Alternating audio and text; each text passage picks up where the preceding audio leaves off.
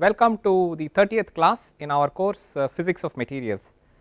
In the last class we looked at the reciprocal space, we looked at diffraction as it is described in the reciprocal space. We had already described it in real space, we looked at its description in reciprocal space, and we also looked at what is actually happening as you convert something from real space to the reciprocal space. Okay, so this is a process that we looked at.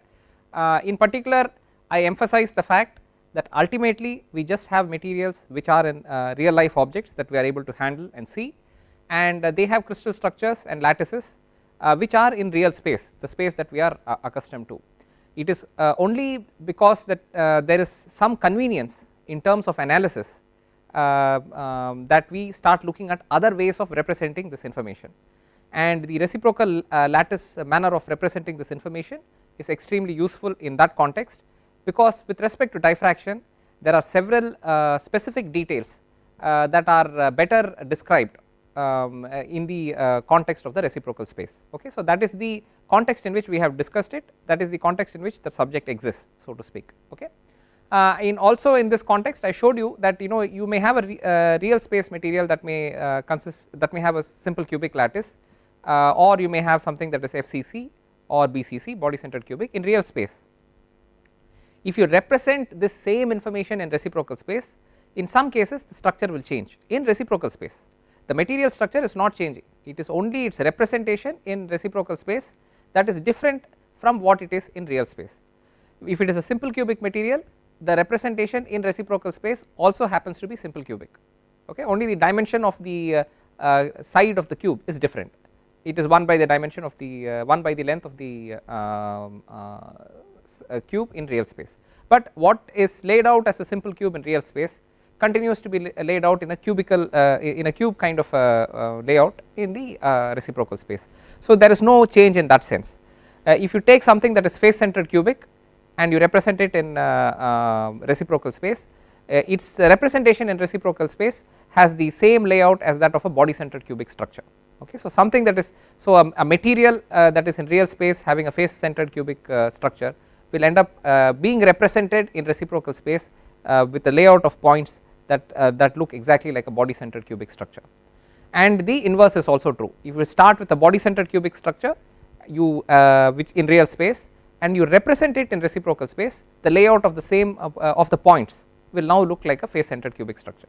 Okay, so this is representation, and it is important to understand that there is that there can be some changes when you make this representation, because we will use the reciprocal space notation.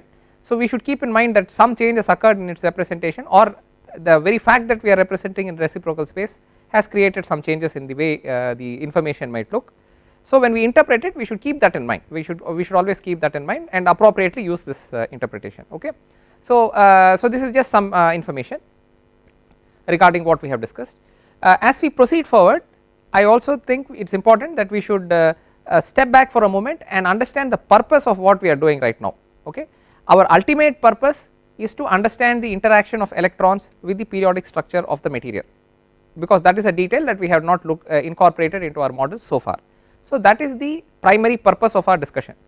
Whatever we have built up until now in the last 2-3 classes, where we have looked at reciprocal space, the creation of reciprocal space, the properties of reciprocal space, how materials can be represented in reciprocal space, how diffraction can be represented in reciprocal space, all of these are tools that will enable us to serve this one purpose, which is to understand the interaction of electrons with that periodic structure. Okay, so we are headed only in that direction. These are all tools that we are building because we will need all these tools to understand that interaction.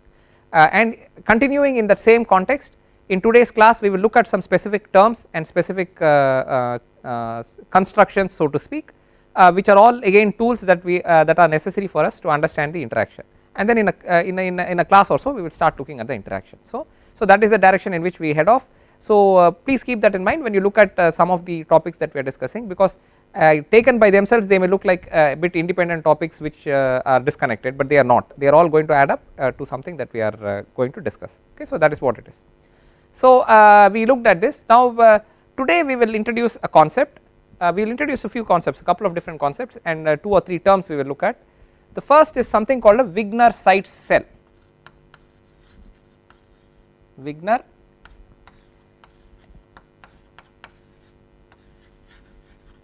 a Wigner Seitz cell. Okay. It is defined as follows. It is the region in space that is closest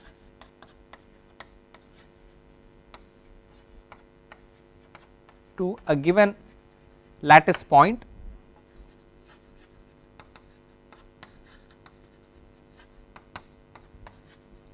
than to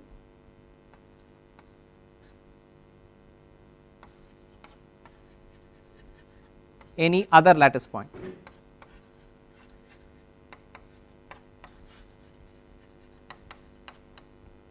So, this is the definition. It simply says, so this is again something to do with the structure. Okay. So, this is something associated with the structure of the material, as you can see. It says it is the region in space that is closest to a given lattice point than to any other lattice point. Okay. So, this is just a definition. So, what does this mean? We can actually do this in one dimensions, in one dimension, 2 dimensions or 3 dimensions. Okay. So, a real solid object would be in 3 dimensions. For our representation, we will start off with 1D and 2D representations. Later we will look at structures. In our next class we will look at 3D structures. Okay. So, basically what it says is, okay, you have a set of lattice points. Okay, I will just arbitrarily draw some lattice points here.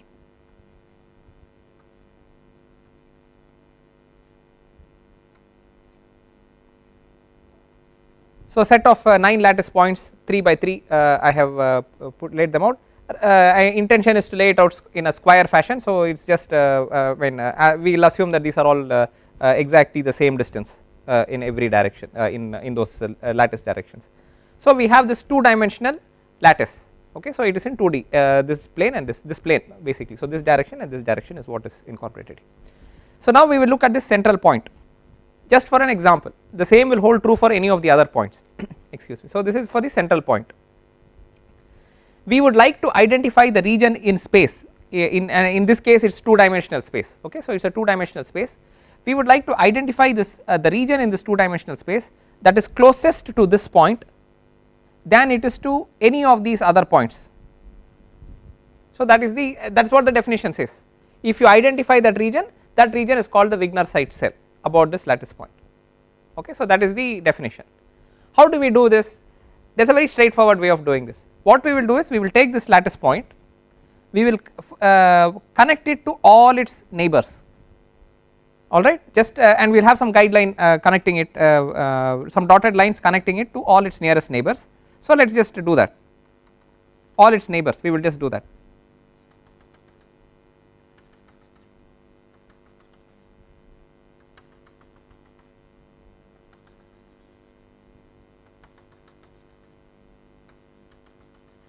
So, I have used dotted lines and connected the central point here to all of these points around it. This is to just help us identify the region. So, we have just started with this step. Now, let me take its nearest neighbor, one of its nearest neighbors. We will take this point here, it is one of its nearest neighbors. What is the region in space that is closer to this point than it is to this point? That is the first question we will ask. How do we find out that region? We will just take this line, we will draw a perpendicular bisector to this line. Okay. If you draw a perpendicular bisector to this line, whatever is on this side of that line is closer to this point than it is to this point. It is as straightforward as that. So, we will just draw that, we will do that, we will take the midpoint of it, whatever is the midpoint, and draw a perpendicular bisector. Okay. So, if you draw a perpendicular bisector to the line joining this point, the point that we are interested in, to its nearest neighbor, we find that anything to the from our perspective to our right of this line is closer to this point than to this point, and anything to the left of this line from our perspective is closer to this point than it is that point. Okay. So, with respect to this point, we have already identified the region that is closer to this lattice point than it is to this lattice point, simply by drawing the perpendicular bisector. Now, we can do the same exercise for each of these points around it. Okay. So, now we will take the point that is up here, the perpendicular bisector is somewhere there, it has to go through that point. So, it will look like that, something like that. Similarly, a perpendicular bisector will be somewhere there, So, we will pass through that location, it will look like that, and again between. So, I have now drawn the perpendicular bisector for the line joining these 2 points, and I have drawn the perpendicular bisector for the line joining these 2 points. Okay. So, then I can draw one more for the line joining these 2 points.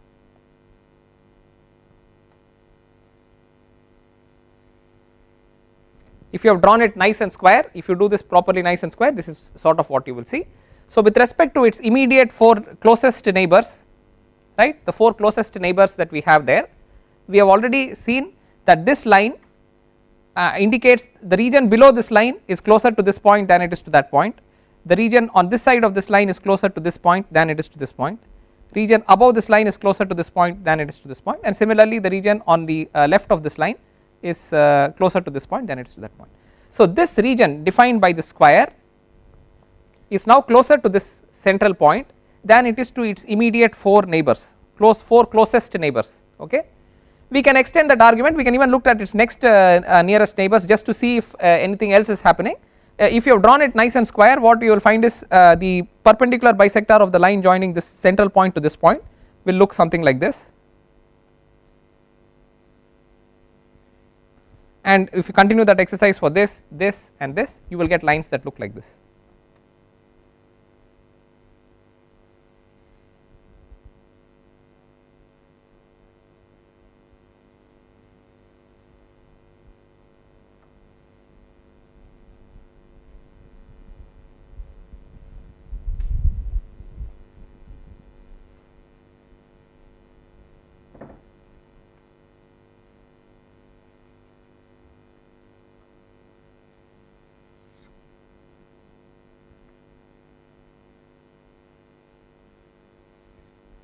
Okay.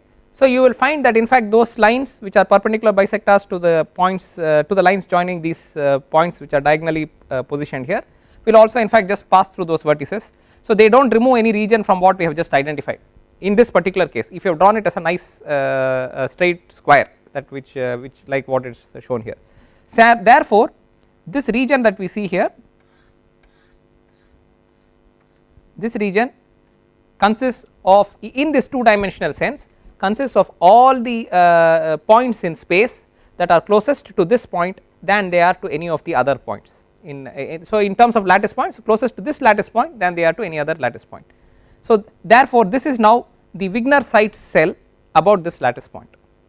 Okay. So, this is so that is all there is to it. It is a straightforward, the definition is now fairly straightforward. Now, you understand what the definition is. With respect to the definition, this is the diagram. This is the Wigner Seitz cell about this point. Clearly, if you extend this to 3 dimensions, you will now have a point just the way you had this neighbor here, you will have a point at similar distance in front of the plane of the board, and you will have a point at similar distance behind the plane of the board. Okay. And the please understand that this is a 2 dimensional representation here. So, this looks like lines. If this were a 3 dimensional representation, these would be planes. This would be a perpendicularly bisecting plane. So, this would be a perpendicular bisector, a plane that would be perpendicular to this board. Similarly, this would be a perpendicular bisector, a plane that is perpendicular to this board. These would all be planes that are perpendicular to this board. Now, the lattice point in front will be sitting in front here, and a perpendicular bisector will go like that. Alright. Similarly, a perpendicular bisector will exist which will bisect the line joining this point and the lattice point directly behind it, okay, into the plane of the board. And so, you will have now a plane behind the plane of the board, a plane in front of the plane of the board, and these planes here. And since they are all squarely laid out, the dimensions will be the same. What you will get is a cube. What you are seeing as a square in 2 dimensions will become a cube in 3 dimensions. Okay. So, if you have a square lattice or a cube lattice, the Wigner Seitz cell will be a cube. Okay. So, this is the basic definition of a Wigner Seitz cell. I must also point out that in general, see, a square lattice is a very particular case. If it is a square, it is a very particular case. If it is a rectangle, it is a little less particular, but still we are putting some restriction. In general, you can have a set of points which are arranged like this.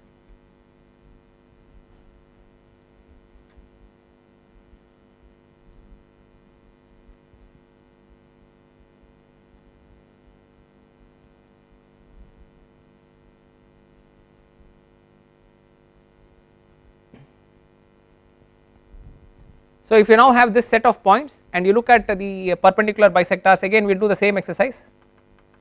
Now that you understand the concept, we can do it relatively quickly. We join the central point to all its immediate neighbors,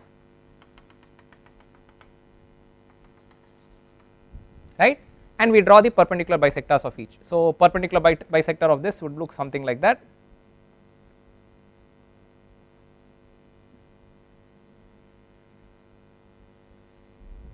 Okay, perpendicular bisector of this would look something like that. Perpendicular bisector of this would look something like that. Okay, it is not exactly in the middle.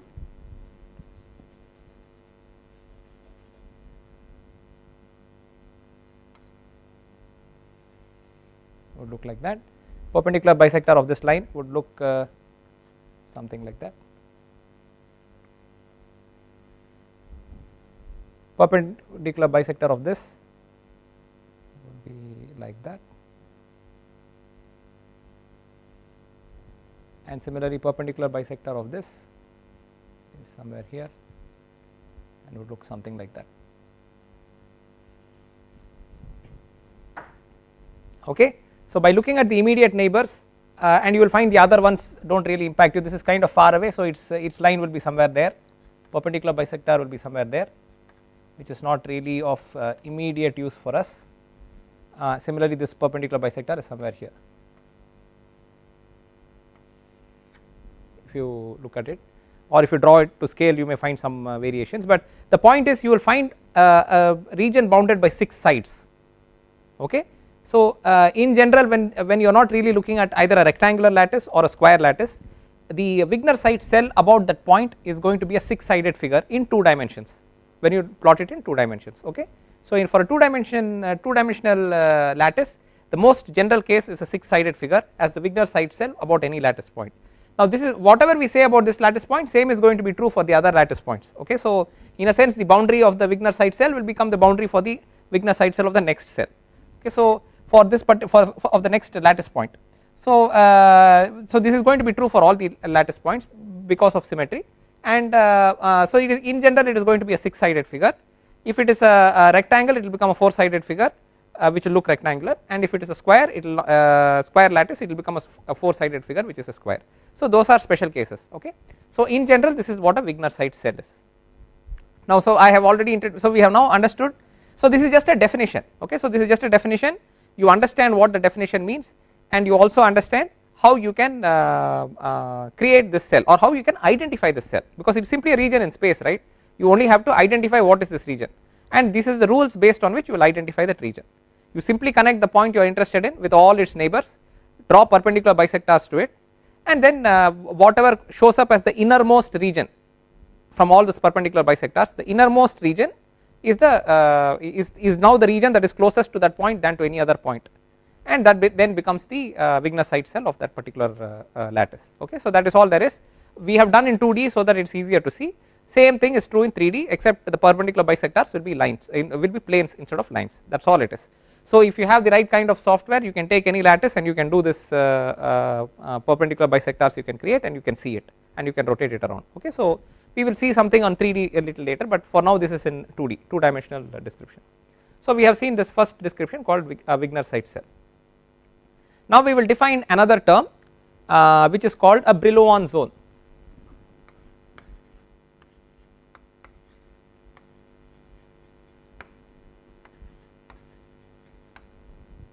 Okay, a Brillouin zone is we will define 2 terms actually, a Brillouin zone, and we will define something called a Bragg plane.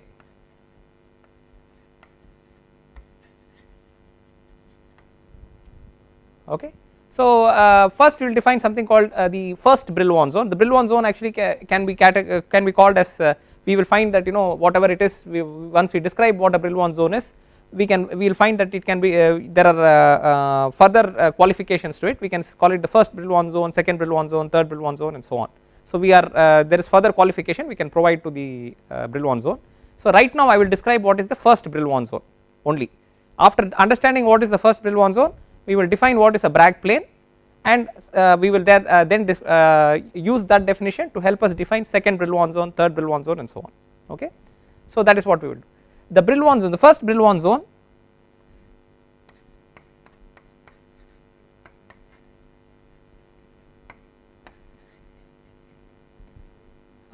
is the Wigner Seitz cell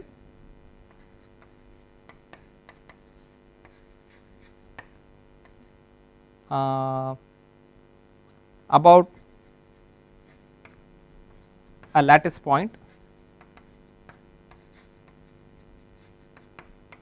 in reciprocal space.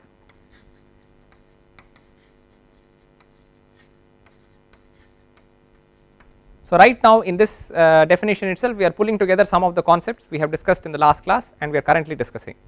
So this is a new term we have introduced, Brillouin zone. We are going to look at what it means, and we are defining the first Brillouin zone as the Wigner Seitz cell, which we just now discussed what a Wigner Seitz cell is. This is going to be a Wigner Seitz cell about a lattice point. So that part, a Wigner Seitz cell about a lattice point is something that you are now clear about because we just discussed it. So this part of the definition you are already clear about.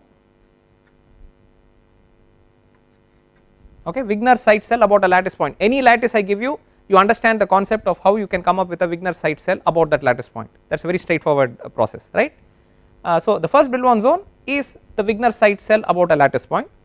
So that part is clear, except that the further qualification we are adding is that it is a lattice point in reciprocal space. Okay. So now this is a concept we learnt yesterday independently, in the last two classes rather.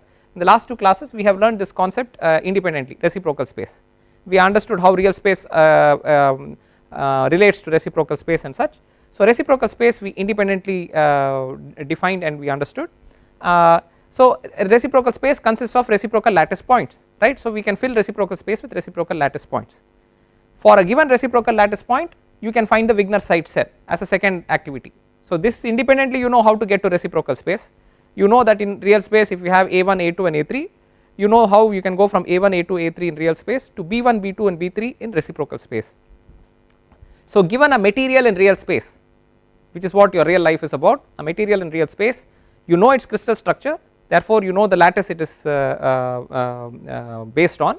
So for that lattice you know how to independently create the reciprocal lattice of it, because we know the relationship between A1, A2, A3 and B1, B2, B3. We already did that for simple cubic, FCC and BCC. Same procedure you follow regardless of the lattice and you come up with the reciprocal lattice. So given a real lattice you know how to get to a reciprocal lattice, so therefore you know this step, and regardless of the lattice you know how to construct a Wigner Seitz cell. Okay, so if you do a Wigner Seitz cell about a reciprocal lattice point, that structure that you obtain or the structure that you identify, the region that you identify is called the first Brillouin zone. Alright. So we just did diagrams for a layout of a square layout of points. Okay, so we did a diagram here for a square layout of points, right. So we just did this diagram. Now if this set of lattice points were lattice points in reciprocal space, okay, when I drew these lattice points I did not say anything about we did not have any restriction that it has to be a real space set of lattice points or reciprocal set of space set of lattice points. That restriction we had not placed on the system. Supposing this were a set of lattice points in reciprocal space, then this region that we have identified, which is the Wigner Seitz cell about a lattice point in reciprocal space, would then now become the Brillouin zone, the first Brillouin zone. Okay. So therefore you see that a diagram that we have drawn is simply, if we have called this reciprocal lattice points, this is Brillouin zone, that is all it is. Okay. So the Brillouin zone term is since you may be encountering these two terms for the very first time, a Wigner Seitz cell and a Brillouin zone, it is not something that we typically discuss in high school physics, but this is all they mean. I mean they are constructs or structures that we can imagine in space, which we can associate with real space or reciprocal space, and based on what we are doing we would call it either just a Wigner Seitz cell, or if it were specific to reciprocal space and reciprocal lattice it would get called the first Brillouin zone. Okay. So this is all the definition is. So now you understand a few of the concepts and how they are connecting: reciprocal lattice, Wigner Seitz cell and Brillouin zone. In fact real lattice, reciprocal lattice, Wigner Seitz cell and Brillouin zone. These are 4 concepts, we have now linked them up. Okay, so this is what we have done. Now we will come back here. So this is the first Brillouin zone. Based on what we just did, we have already been able to understand what is the first Brillouin zone. We will now add one more definition called a Bragg plane. Once we add that definition, we can find out what are the other Brillouin zones that we have available to us. Okay, so a Bragg plane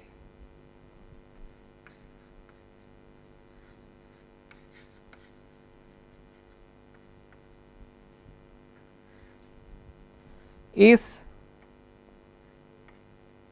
the perpendicular bisector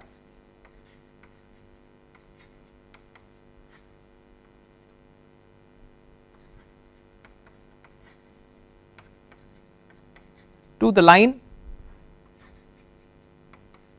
joining the origin of reciprocal space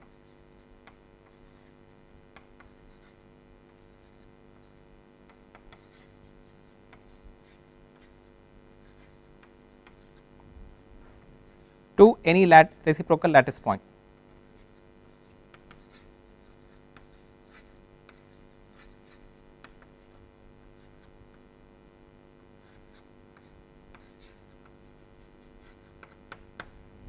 Okay. So the Bragg plane is now is again a definition. We are defining it as the perpendicular bisector to the line joining the origin of reciprocal space to any reciprocal lattice point. Okay. So this is a definition. So let us understand what this means. When you define a reciprocal lattice, for sake of convenience we will designate one point as the origin of reciprocal space. Okay. So that is by convenience we just define one point. Since since all of these lattices are all based on symmetry, if you define a particular point as the origin, it is not going to make a big difference. You can choose one of the adjacent points. In principle the symmetry would still remain the same. So we can select it by our convenience. We select a point as the origin by our convenience. We can connect that origin to any other lattice point, right? I mean it is just an imaginary connection. When I say connect, we can always draw straight lines between that lattice point and any other lattice point that is available in reciprocal space. Okay, so that we can always do. So any such line that we draw, we can also imagine a perpendicular bisector to that line, right? So there is nothing, these are just two imaginary things. You have 2 points, you can always draw a line connecting those 2 points, you can always draw a perpendicular bisector to that line connecting the 2 points. Okay, the fact that it is in real space or reciprocal space is irrelevant, you can always do this. In this particular case we happen to be doing it in reciprocal space, that is all. In reciprocal space you look at all the lattice points, you take the origin and you keep connecting it to any lattice point that you wish and you draw a perpendicular bisector to that line. That perpendicular bisector is referred to as a Bragg plane. Okay, this is a bit confusing because in diffraction we talk of planes and we talk of Bragg law of diffraction and so on. So Bragg equation and such, and so the term Bragg plane can slightly be confusing the first time you encounter it, but this is all it is. If you look at this definition and you implement this definition, it's a straightforward definition. I mean it helps you straightforwardly identify what are the Bragg planes, right? So now we understand what is a Bragg plane. So we can immediately see, you are probably already able to see now how this relates to the Brillouin zone and Wigner Seitz cell. Okay, Wigner Seitz cell was simply something that we did in any space. We did not really specify that it was real space or reciprocal space or any such thing. In the reciprocal space we were able to say that we have designated the Brillouin zone as the Wigner Seitz, the first Brillouin zone as the Wigner Seitz cell about a lattice point in reciprocal space. So that is how we have defined it. Now think about it carefully. What do we have? If you have a set of points, so we did this 3 by 3.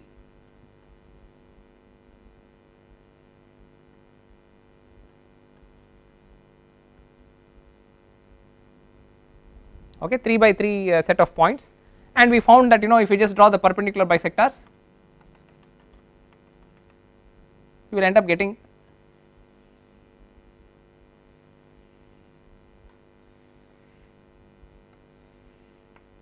this square region, which is then your Brillouin zone, the first Brillouin zone. We will assume that these are now reciprocal lattice points.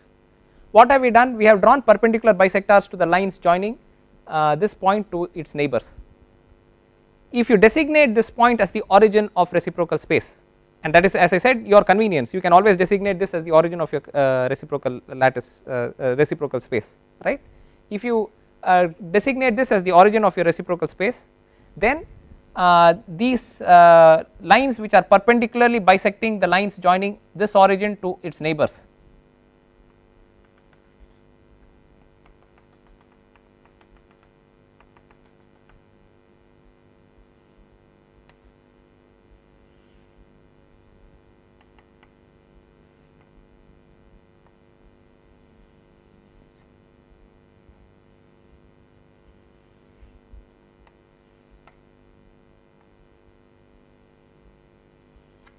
right. If you draw it correctly, it will all go through those points there, you will not have this region there. Okay, so these are lines that that originally when we defined a Wigner Seitz cell, we simply said this is a line that perpendicularly bisects the line joining a point and its immediate neighbor. Okay, this is not drawn exactly to scale. If you draw it to scale, you will get it much better than what I have drawn here. Now we have said that if you do this in reciprocal space, this line which is the perpendicular bisector of the line joining the origin to this lattice point is called a Bragg plane. Okay, so that is all it is, the perpendicular bisector to the line joining the origin of reciprocal space to any reciprocal lattice point, right. So this line here, this solid line here is a Bragg plane, this solid line here is a Bragg plane, this Bragg plane bisects the line joining this point, this the origin and this reciprocal lattice point, this Bragg plane bisects the line joining this origin and this reciprocal lattice point, this Bragg plane bisects the line joining the origin to this reciprocal lattice line, and so on. So we have one Bragg plane here, two Bragg planes, three Bragg planes, four Bragg planes, this is a Bragg plane, this is a Bragg plane, this is a Bragg plane, this is a Bragg plane. Okay, so they are all simply lines, and in fact these are lines in 2 dimensions, and I also always said that if you draw this in 3 dimensions, this will be a plane. So that is where the name Bragg plane comes. Okay, so of course the name Bragg being incorporated here suggests that somewhere intuitively suggests to us that this person has been linked to diffraction, so possibly there is some link to diffraction in this. There is a link, we will get to that in a little while, possibly in our next class, in fact we will get to it. Right now let us not worry about the link to diffraction, we simply say that these are Bragg planes. Okay, so these are all Bragg planes by the definition of what a Bragg plane is. So we now see a much more elaborate link. We have real space, real lattice, we can convert it or represent it in reciprocal space, so it will become reciprocal lattice.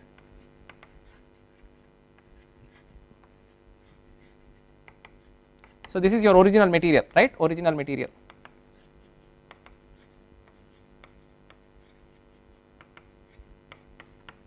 So it will have a real lattice, we can represent it in reciprocal space as a reciprocal lattice. If you represent it in reciprocal space, you can draw Wigner Seitz cell. Okay, we will say we can use Bragg planes, identify Bragg planes, we can identify Bragg planes.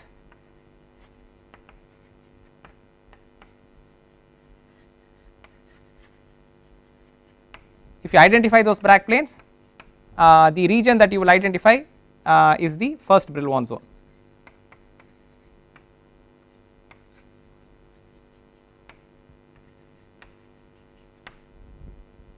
Okay, and this is now Wigner Seitz cell in reciprocal space.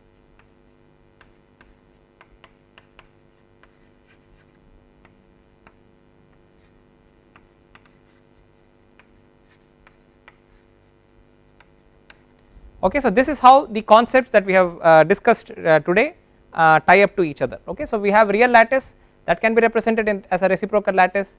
In the reciprocal lattice we can identify Bragg planes which are perpendicular bisectors of lines joining the origin of the reciprocal space to any of those lattice points. If you do that, the innermost region that you will find is the Wigner Seitz cell about that reciprocal lattice point, and that Wigner Seitz cell about that reciprocal lattice point is called the first Brillouin zone. Okay, so this is the definition, this is how they all connect up. Later we will see the link to diffraction. Now we have just done it for we have now simply identified the first Brillouin zone, but this concept is a little more general. what is general about it is that if you start at the origin of reciprocal space, which you have designated by your choice, if you go away from the origin, at some point you will touch the first Bragg plane, the nearest Bragg plane to that origin, right. As long as you do not cross that Bragg plane in any direction, the region that you identify is called the first Brillouin zone. I am merely restating what we have done. Okay, so what have we done here? We come here, we look at the center, this is the center, this is the origin of the reciprocal space. If you move away from this origin, as long as you do not cross this Bragg plane, as long as you do not cross any Bragg plane, right, as long as you are within this region, when you are within this region, no matter where you go, you will not cross a Bragg plane. These are all the Bragg planes, right, these are all Bragg planes around it. As long as you stay within a region where you do not cross even a single Bragg plane, that region is now called the first Brillouin zone. So we are simply restating the definition of the Brillouin zone in a slightly different way.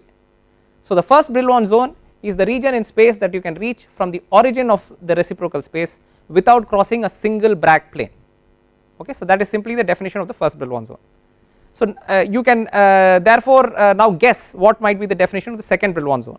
The second Brillouin zone is the region in space that you will reach by crossing only one Bragg plane and no more.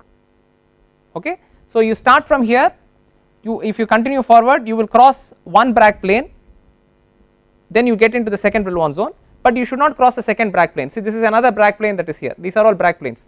So therefore this region here, this region here, this region here and this region here are all regions belonging to the second Brillouin zone, right. So now you see how we are generalizing the definition.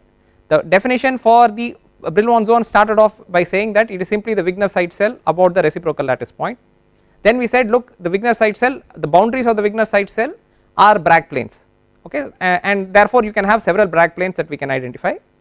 And now therefore we have to restate the definition for a Brillouin zone because we can identify additional regions which are in concept similar but have something different about them. And now so we restated the definition by saying the Brillouin zone is that region which you can, the first Brillouin zone is the region that you can access from the central lattice point, the origin of reciprocal space, without crossing a single Bragg plane. The second Brillouin zone is the region that you will access after you have crossed the first Bragg plane, but you do not cross the second Bragg plane, right. So that is how you go. So first Brillouin zone,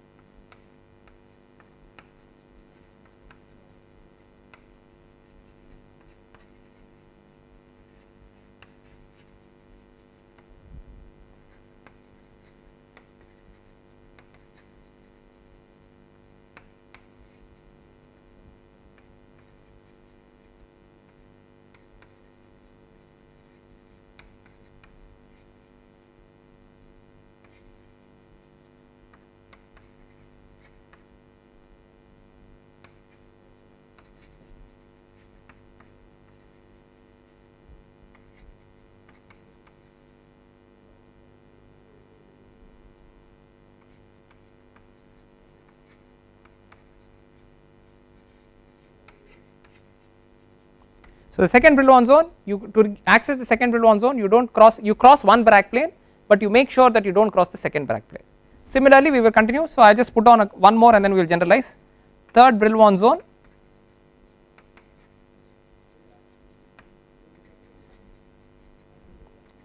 it is the region in the reciprocal space that you can access by making sure that you cross two Bragg planes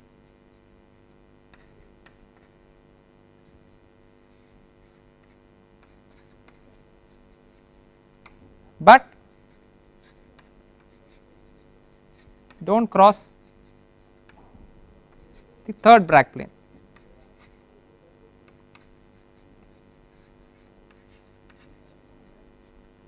Okay, in a given direction. We will actually make a two dimensional representation, it will become very clear to you. So therefore in the most general sense, your nth Brillouin zone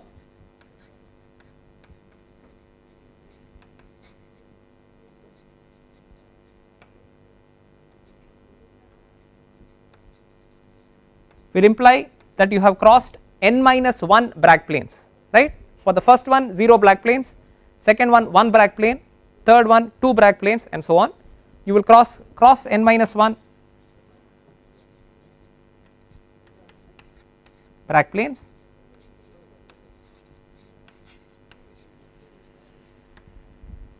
but no more, okay, not more than that, but not the nth.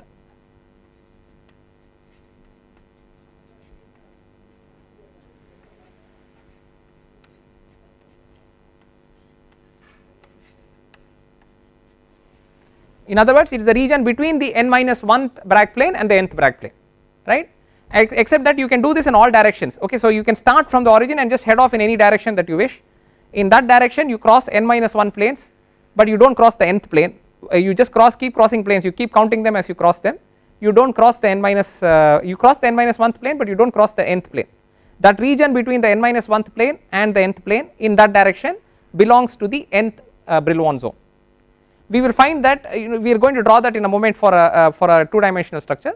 We will find that the progressively the Brillouin zones will consist of smaller and smaller pieces of space which are distributed around, okay. So initially we are able to identify a square which is fully connected, the entire square that we drew was fully connected, all the regions were connected to each other.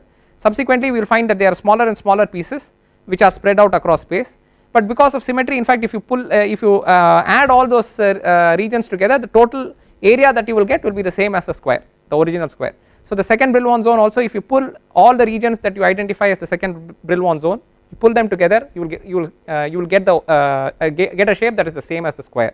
If you do the third one, you will again get a square, fourth one you will get a square, and so on, but they will become more and more smaller and smaller pieces. You just have to assemble them together, you will get back the square, okay. So in that sense the symmetry will remain the same.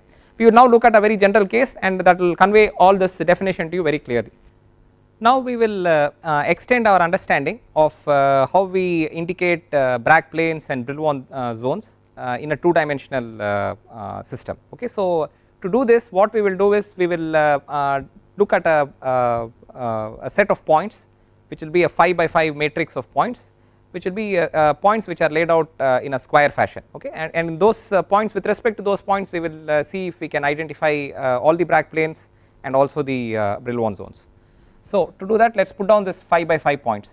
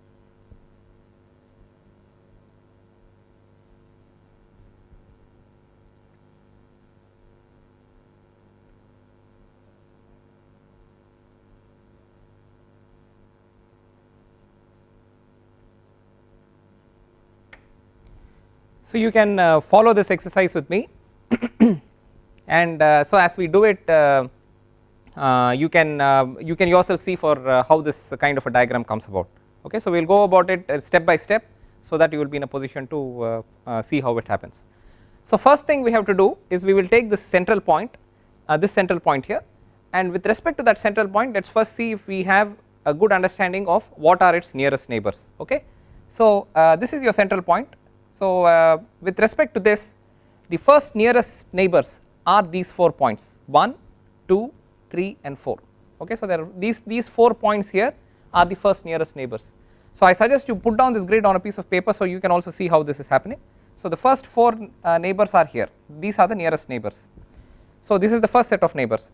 If you want to look for the second set of neighbors, you look out here, you will find the second set of neighbors. These are the neighbors that are not the closest but the next closest set of neighbors. So 1, 2, 3 and 4. So these 4 then become the next set of neighbors. The third closest neighbors will be these points, okay. So these will be the points that are the third closest neighbors with relative to the central point, okay. So if you chose another point in the lattice, you could again identify similarly the neighbors, and then the fourth points would be all of these, fourth closest points would be these with respect to this, okay. So with respect to this, these would be the fourth closest points. So if I just looked at in this direction, this is the closest neighbor, second closest neighbor, third closest neighbor, fourth closest neighbor, that is how it is, okay. So if you just see here, closest neighbor, second closest neighbor, third closest neighbor, fourth closest neighbor, so that is how it is.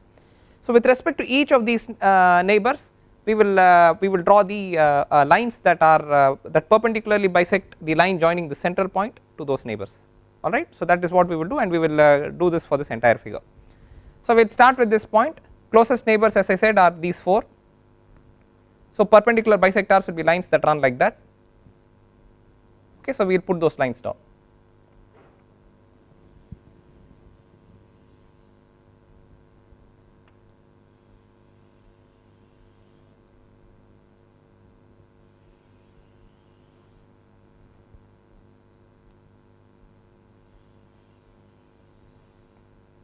So we have now got the lines that perpendicularly bisect the lines that would the imaginary lines that would join this central point to its immediate 4 neighbors. So first set of neighbors have been taken care of. Now let us look at the second set of neighbors, which are these. So first is here, this is the second closest neighbor. So the line joining the central point to the second closest neighbor is here, and its perpendicular bisector will be something like this. And because this is a square grid of points, the perpendicular bisector actually goes through these points. If it were not a square grid, you may not necessarily have it going through those points, but since it is a square grid, we are able to do this, okay. So let us just draw these perpendicular bisectors. They look like this.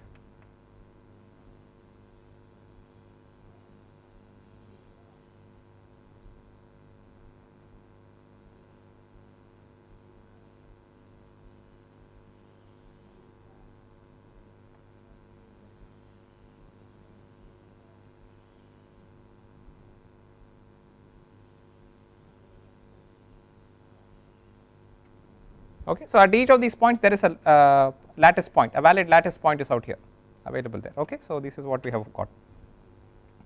So we took care of the first neighbor, or rather we have attended to the identification of the Bragg plane with respect to the first neighbor. We have done that with respect to the second closest neighbor. Third closest neighbor, as I said, is here. So this is the third closest neighbor with respect to the central point. So this is actually 2 lattice spacings away. So therefore the perpendicular bisector of the line joining them will actually go through the first lattice spacing, the closest lattice spacing, which is here, right. So those lines will look like this.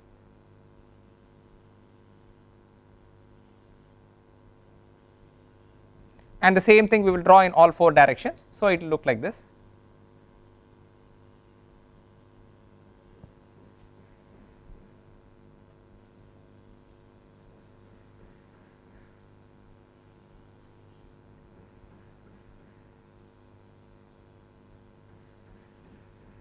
So there we have now taken care of the first, the second and the third nearest neighbors. So they have all been attended to.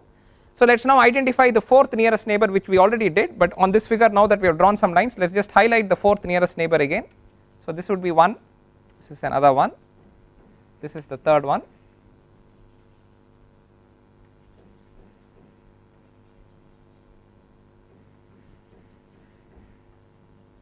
So I have now highlighted all the lattice points which are the fourth nearest neighbors to this particular lattice point, okay. We have already done that before, so I have just highlighted it here.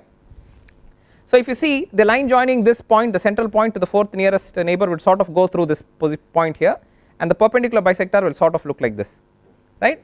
This is the line, imaginary line, that would connect these 2 points going down this way, and the perpendicular bisector would be something like this. So this is how the perpendicular bisector looks to the line joining this central point and this point here, right. And similarly between here and here you will have a line which sort of looks like this, and its perpendicular bisector will look like this. So this is how you will get these perpendicular bisectors, right. So we will do the same thing now in all 4 directions. By symmetry it look essentially exactly the same. So this would be one perpendicular bisector, and this will be another perpendicular bisector. Similarly this will be a perpendicular bisector, and this will be a perpendicular bisector, and we will have one more here and one more here, right. So now we have done the perpendicular bisectors. So we have 8 perpendicular bisectors here with respect to these 8 points which are the fourth nearest neighbors to this central point. So we have done this process. So now having come this far, so essentially what have we done, we have put down a set of points which are lattice points, and let us say that this is in reciprocal space, so these are reciprocal lattice points, and with respect to a central point we located all its nearest neighbors one after the other and drew the perpendicular bisectors to those lines joining the central point to those points. So those lines are now Bragg planes. So everything that we have drawn here is a Bragg plane, all these lines here are Bragg planes, right. Now with respect to our definition for a Brillouin zone, if you start from the central point and you do not cross any Bragg plane, you are in the first Brillouin zone. If you cross one Bragg plane and you do not cross any more, you are in the second Brillouin zone. If you cross two Bragg planes and not any more, then you are in the third Brillouin zone, right. So that is what we have. So if you do not cross any Bragg plane, you are in this region, so this is the first Brillouin zone. If you cross one Bragg plane but you do not cross the second one, so this is the second one here, if you do not cross it, so you cross one Bragg plane, you do not cross the second one, you stay within this region, this is the second Brillouin zone. So similarly you will find locations around here which all meet that criteria or criterion. So these are all second Brillouin zones. The third Brillouin zone is reached by crossing two Bragg planes, but you should not cross the third Bragg plane, so that will put you in a region like this. So this is the third Brillouin zone. Similarly this also qualifies as the third Brillouin zone, third Brillouin zone.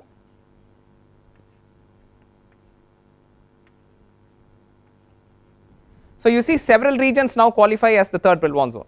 So the point you have to keep in mind is that therefore when you make this kind of a diagram, the Brillouin zone of the same order, so this third Brillouin zone for example, does not have to be a continuous, it does not have to be at one single location, it is now spread out, it is sort of fragmented and spread out across the diagram, right. In fact as you get to higher and higher Brillouin zones, they get more and more fragmented typically and get spread out more into the diagram. So that is how you will see it. So if you cross now three Bragg planes, 1, 2 and 3, but you do not cross the fourth Bragg plane, that will put you in the fourth Brillouin zone. So these are all fourth Brillouin zone regions, 4, 4, 4 and 4, okay. Please note there are other regions which would also qualify as fourth Brillouin zone. I have not marked this as the fourth one because I have not done it all over the diagram, I have just left it unmarked, but within the context of our diagram only the first, second and third Brillouin zones are completely present within this diagram, okay. So they are not, the rest of them are not completely present within this diagram, the rest of them you would have to draw much more of this diagram, you have to draw this across several points to locate all the regions that qualify as the fourth zone, all the regions that qualify as the fifth zone and all the regions that qualify as the sixth zone. Within this context of this diagram we can still find out what are the regions that are the fourth, fifth and sixth zones. So fourth I have identified, fifth would be these small regions here because you would have crossed four Bragg planes but not the fifth one. So these are all 5. These are very small regions, so you just have to note down that they are the fifth region. And if you cross 5 Bragg planes and you do not cross the sixth Bragg plane, that would put you here. This is the sixth Brillouin zone, sixth Brillouin zone and the sixth Brillouin. So you see even within the context of this figure we have been able to identify, this is a simple figure, a simple lattice so to speak, square lattice for which the reciprocal lattice was also a square lattice, and just simply using our definition and incorporating our definitions into this diagram, we have been able to identify the first, second, third, fourth and fifth and sixth Brillouin zones, and except as I mentioned the fourth, fifth and sixth are not complete, you have to look for more of them, more pieces of them. If you were to extend this to 3 dimensions, as you can imagine this figure will start getting more and more complicated, okay. So but the concept is exactly the same, you locate the central point, you connect it to all its neighbors, identify perpendicular bisectors, and the perpendicular bisectors here are lines, in 3 dimensions they would be planes, and once you do that you will find some region in the middle which is which you can access without crossing any plane, that would be the first Brillouin zone. Then you would cross one plane and not the second plane, that would be the second Brillouin zone and so on. So that is how we build up this Brillouin zones, okay. So in today's class we have actually seen what is a Wigner Seitz cell, we defined it, we drew it, we looked at what are Bragg planes and we also looked at what are Brillouin zones, and we have seen how Brillouin zones can be put together, how you can identify the first Brillouin zone, the second Brillouin zone, third Brillouin zone and so on. So we realized that there are a set of there are a range of Brillouin zones that we need to be able to identify in a system. In our subsequent classes we will see this is for a 3-dimensional structure. We will look at it for the 3-dimensional structure so that you can understand how it looks for a 3-dimensional structure. Then we will also see what this means with respect to diffraction, because that is something that we have learnt independently. We will connect it to what we have drawn here, and finally we will try and understand, if you take this all this information together, what does it mean with respect to the energy values that are allowed for electrons in the system and the energy values that are forbidden for the electrons in the system. That information comes when you pull all of these together, the Brillouin zones which come from the periodic structure of the material, and the wave information which comes from the electrons that are available in that material. All of these have to be put together, then you get this information on bands, allowed bands and band gaps. Okay. So all of that we will see in our upcoming classes. With this we will halt for today. Thank you.